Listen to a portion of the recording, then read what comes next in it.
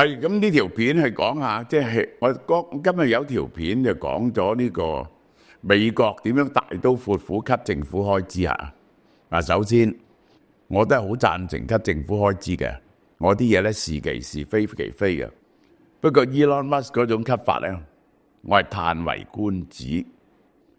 用 AI 大數據啊，直接睇收支啊，一個個部門咁斬啊，其實你要考慮好多法律嘅問題喎。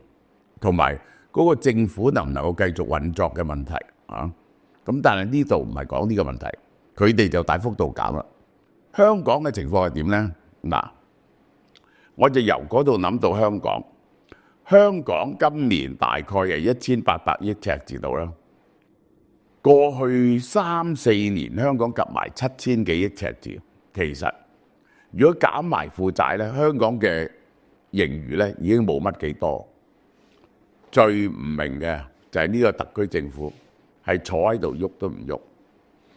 大家記得98年嗰時、99年嗰時咧，就香港陷入咗赤字1000零億咧，就驚惶到不得了。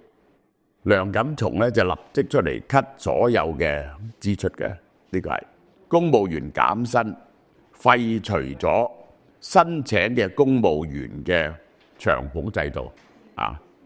好啦，我哋睇睇呢個特區政府係點樣。過去6年咧，過去6年嘅嗰啲福利支出啊，係增加咗嗰啲員工福利增加咗6成，housing省增加咗5成啊！一路咧繼續洗腳唔抹腳。咁而家咧估計未來嗰10年啊，淨係公務員退休嘅長俸咧係要5000幾億。如果而家計就係欠緊人哋咧大概1萬億度，咁你就知道個責任咧就幾重。咁但係咧特區政府咧依然係一啲方法都冇諗到減薪。我記得嗰時梁錦松咧係每年減5%，同埋俾肥雞餐條啲公務員退休，就好似而家 Elon Musk 咁樣嘅啊！即係咧香港嘅公務員16、17萬，其實咧係隨時可以斬2、3萬。我最記得就係阿方小姐去咗無線嗰陣時，我走去揾佢，有一次我同佢講：喂，無線4000幾人，好心你炒咗1000人佢啦，邊有嘢做嘅啫？即係絕對香港公務員，如果炒咗2、3萬人，係唔會影響公務員嘅運作嘅。好啦，但係咧，而家話減housing唔得，影響公司士氣。咁呢個有冇減呢個經常性嘅支出或者非經常支出？冇，亦都咧就冇削減到嗰啲基建。咁咧就開始咧就成班人同埋嗰啲立法會議員咧就唔知喺度做啲乜嘢。咁就有人咧就提出叫啲立法會議員減薪啊！立法會議員嘅人工咧大概係10萬蚊到，連埋各式各樣。佢後邊咧有啲 allowance 俾佢哋嘅，就係任佢哋 discretionary 嘅。嗱呢啲咁嘅 discretionary 唔使實報實銷嘅 allowance 咧，係而家有13000人咧就係有嘅呢個，包括咗呢個立法會議員呢個就係咁。咁呢啲咧，另外仲有佢哋 office 請人嘅，一個立法會議員大約1年需要50萬到啦，50萬到。咁咧就叫佢哋減薪喎。咁你估嗰啲立法會議員出嚟又點講咧？呢個係我哋減薪都得，但係咧我哋啲同事好多都贊成減薪，但係咧可能對個社會影響唔好喎。啲人咧就仲驚喎，見到立法會議員都減薪，佢哋唔敢使錢，咁啊更加唔好啦嚇。即係咧，即係香港政府窮就嚟破產，呢一個咧係人所皆知嘅。而家你仲一時覺得可以隱瞞，係咪咁樣樣咧？而因此唔肯呢一個開源節流，係咪咁咧？成個特區政府咧就係癱瘓。咁咧有人就話啦，提出啦，好合理嘅，我覺得。喂，咁不如唔好要咁多立法會議員啦，要90個嚟托咩？即係我建議咧就咁嘅，就係立法會議員咧就係可以100個都得，就係咧冇人工，就係開標邊個俾得多錢政府嗰個就做立法會議員啊。橫掂講嘅嘢都係政府講乜嘢，你都要贊成噶啦嘛。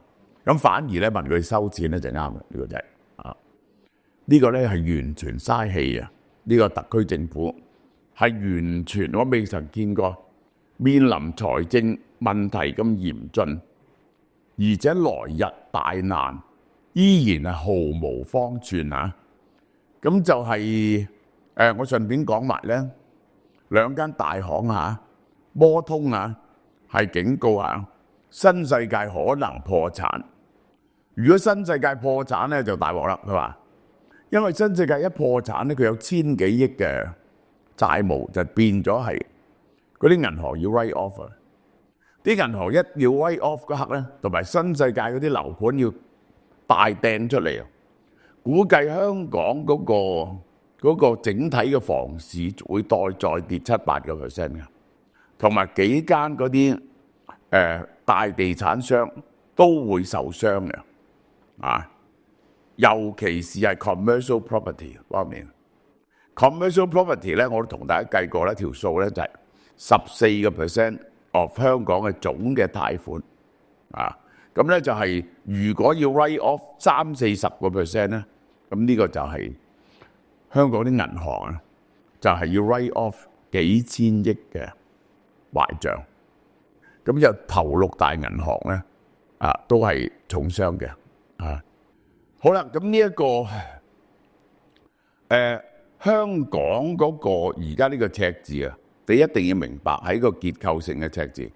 其實就係成件事嘅緣由咧，就係咧喺林鄭時期嗰個香港嘅賣地收入咧就好高，而林鄭咧就將香港嘅 expenditure 咧由4000幾億增加到6000幾億嚟到反映當時嘅收入。但係佢唔知道賣地嘅收入咧，只不過係當時嘅情況啫。而家咧嗰啲地咧賣唔出，於是結構上咧呢度已經爭咗成1000億嘅。咁另外當然係仲爭乜嘢咧？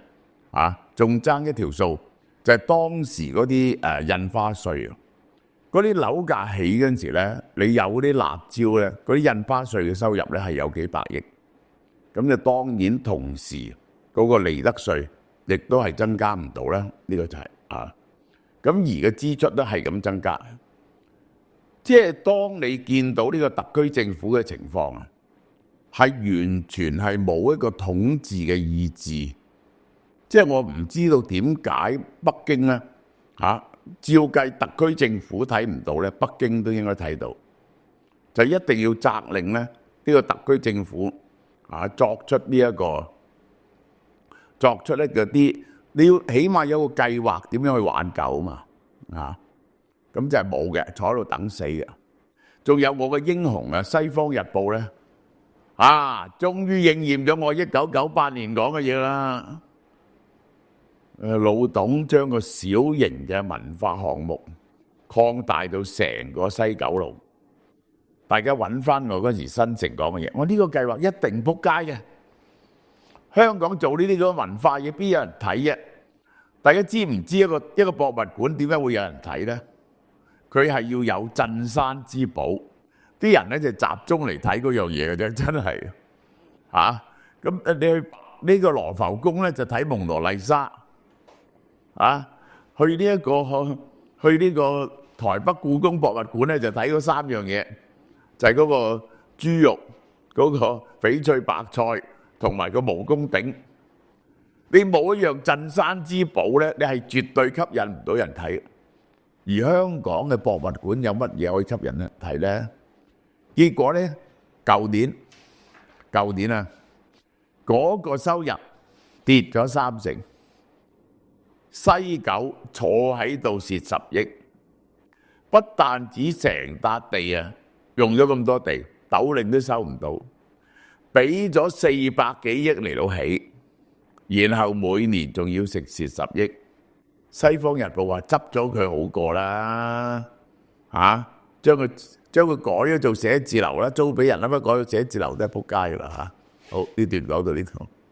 潮貓貓2月情人節優惠，日本兵庫縣雙生生蠔冰富丸，蠔身雖然細，但蠔肉飽滿，海水味、蠔味、甜味配合平均，味調滲出濃厚嘅蠔味。